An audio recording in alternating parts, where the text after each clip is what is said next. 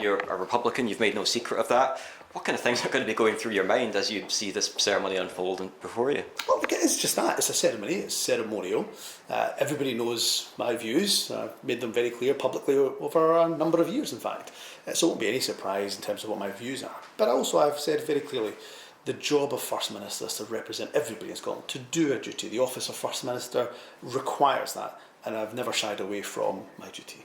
Are you comfortable with how much is being spent on this ceremony? You were just at a conference talking about poverty and the need to tackle that, and now you're attending this ceremony down in London.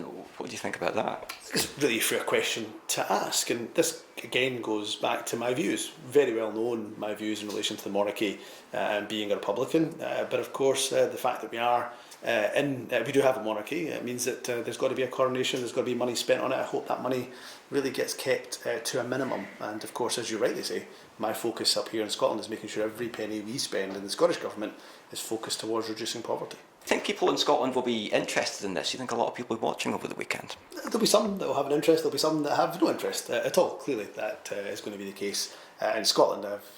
I've certainly read about some events that will be taking place in Scotland across the course of the weekend.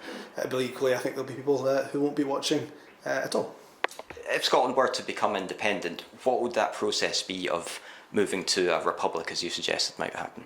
Look, again, I've made my views clear on this. I think in the early years of an independent Scotland, we'd want to have that discussion with the public about what the future role of the monarchy would be. But it's not the immediate priority. There's so many immediate priorities when a country becomes independent, making sure we have the correct and right institutions in place, of course, are going to be the significant and immediate priorities, as opposed to the future of the monarchy. But again, that's a discussion to have, well, first of all, for the SNP to have about our position, but then, of course, for the electorate and an independent Scotland to have.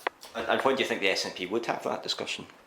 Well, again, it's not an immediate priority for me. We've got a number of other issues, as you have reported on well, over the last few weeks that the SNP has to confront. So I'm sure it will happen in time, but the immediate focus for the SNP, and I've made it clear, is to make sure that we get our governance and transparency review not just underway, which it is, but making progress, because these are the real challenges the party is currently facing.